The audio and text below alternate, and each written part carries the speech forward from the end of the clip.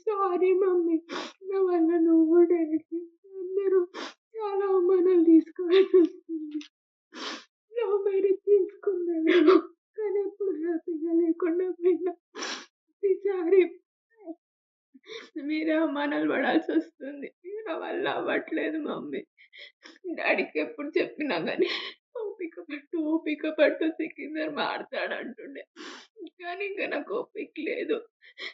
రాత్రి మా అత్త నిన్నన్న మాటలు సీఐకి వినిపిస్తూ నేను విన్నాను మమ్మీ. తీసుకోలేకపోయినా. నా కోసం ఎన్ని అవమానాలు పడుతుర్రు మీరంతా. డాడీ కూడా చెప్పుకోలేకపోతుర్రు కానీ చాలా అవమానాలు పడుతుండు. తమ్ముడేమో బయట అందరికి హెల్ప్ చేస్తాడు. నా విషయంలో ఎందుకేం చేయలేకపోతున్నావు నాకేం అర్థం అవుతలేదు. నా వల్ల మీరంతా బాధపడడం నాకు ఇష్టం లేదు మమ్మీ. నేను పోతే మీరంతా హ్యాపీగా ఉంటారు. నాకు అది అర్థమైంది. నా పిల్లల్ని కాస్త జాగ్రత్తగా చూసుకోండి మమ్మీ. మా ఆయన, అత్త, మామలు చాలా హింస పెట్టిండ్రు. మీకు ఇంకా చెప్పుకొని కూడా చాలా ఉన్నాయి. ఇప్పుడు ఇక్కడ కింద ఉంటున్నా గానీ రోజు రోజుకి మాటలతోటి నీళ్ళు ఇయ్యకుండా కరెంట్ తీసేసి ఎంత హింస పెడుతుర్రో మీరు చూస్తుర్రు. ఆయన లా ప్రకారమే పోదామంటుర్రు. నా వల్ల అయితలేదు మమ్మీ. ఆ సీఐ కూడా ఏమీ పట్టించుకోవట్లేదు. ఎన్నిసార్లు నాకు రిస్క్ ఉందని చెప్పిన అర్థం చేసుకోవట్లేదు. ఇప్పుడెవరు ఆ సీఎం ఆఫీస్ నుంచి కూడా వీళ్ళకి సెక్యూరిటీ ఆఫీసర్ ఎవరో హెల్ప్ చేస్తుర్రంట. ఏదో చక్రి ఏదో చెప్తుండే. వీళ్ళందరూ ఉండంగా మీరు లా ప్రకారం అంటే నాకు జరగదు మమ్మీ. న్యాయం అసలు జరగదు. బర్త్డే అని చెప్పి బట్టలు కొనుక్కొని సెలబ్రేట్ చేసుకుందాం అనుకో, పొద్దున్నుంచి చేసుకుందామని వేసుకోవట్లేదు. అది ఈ డ్రెస్ గుర్తుందా? మా మామ నన్ను ఎక్కడెక్కడ ముట్టుకొని చేతి లాగిండు. ఆ రోజే చస్తామనుకున్నా. కానీ మీరంతా ఉన్నారు. నా పాప అన్యాయం అబద్ధం చేస్తారేమో అనుకున్నా. ఇప్పుడు నా నమ్మకం పోయింది మమ్మీ. Bye mummy. నన్ను ఎన్ని రోజులు ప్రేమగా చూసుకున్నందుకు మీ అందరికీ thank you mummy. Sorry mummy. మధ్యలో వదిలేసి వెళ్ళిపోతున్నా. పడుతున్నానంటే ఎత్తునే అవుతుంది అనుకోలేదు. నా పాప జాగ్రత్త. కిందన మా అత్త, మామలు, ఆడపడుచులు, వాళ్ళ హస్బెండ్ వీళ్ళని నమ్మి నా పాపను అప్పగించకండి. ఆ పుష్ప ఎందుకు వచ్చిందో, సులోచన ఎందుకు వచ్చిందో, మా పద్మ ఎందుకు వచ్చిందో నా బ్రతికి ఆగం చేసేసిండ్రు. డాక్టర్ అయి ఉన్నా కానీ నాకు ఈ గతి పడుతుందని ఎప్పుడు అనుకోలేదు. పోతున్నా మమ్మీ. నన్ను క్షమించండి. నా పాప జాగ్రత్త మమ్మీ. బాయ్.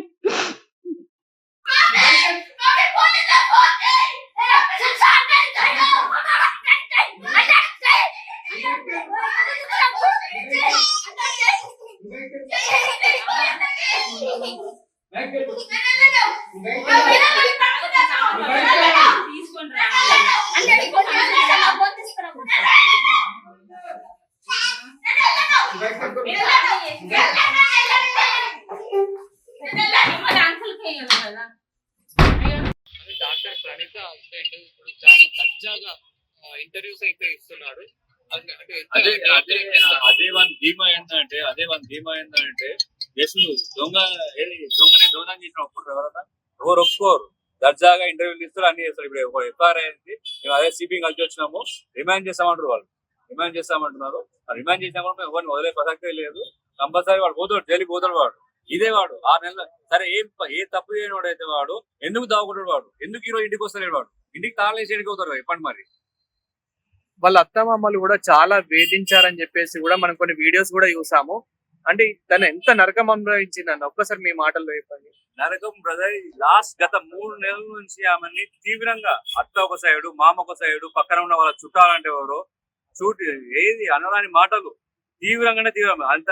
రేపు బర్త్డే అనగా ముందు రోజు నైట్ మామూలు కదా అసలు. డోర్ కొట్టడము, బయట నుంచి పేడి వాళ్ళని తీసుకొచ్చి కొట్టేయడము, డోర్ తనడము, నువ్వు చావు రాదే అనేసరికి అది ఏది ఆ పక్కన సుశీల సంథింగ్ పుష్పనే ఉంటారు, వీళ్ళు మొత్తం ఆమె ప్రేరేపించారు మా దగ్గర ఉండి. మరి అట్లీస్ట్ ఆ పాపనన్నా కొంచెం ప్రేమగా చూసిన అసలు పాప ప్రేమ కాదు కదా. అట్లీస్ట్ మీరు ఎవరైనా చిన్నపిల్లలు ఉంటారు కదా, ఫోటో అని ఒక ట్రై ఉంటది. ఆ పాప సంబంధించి ఒక ఆడవాళ్ళు ఉంటే ఈరోజు మొత్తం మేము విత్డ్రా చేసుకొని వెళ్ళిపోతాం. మీరు అంత అర్థం చేసుకోండి మీరు. ఇక మీ డిమాండ్ ఏంటన్నా? ఇప్పుడు ఏం కావాలి? వాళ్ళ మీద ఆల్రెడీ ఇప్పుడు ఏదో ఎఫ్ఐఆర్ అయిందంటే కొన్ని సెక్షన్ పెట్టినంట. వీళ్ళందరూ ఈ అమ్మాయికి ఇప్పుడు కూడా ఇంకా డాక్టర్ మీరు కూడా అడిగినట్టు లోపల ఇంకా కూడా ఏం చెప్పలేరు, ఇంకా అవుట్ ఆఫ్ డేంజర్ అని చెప్పట్లేదు.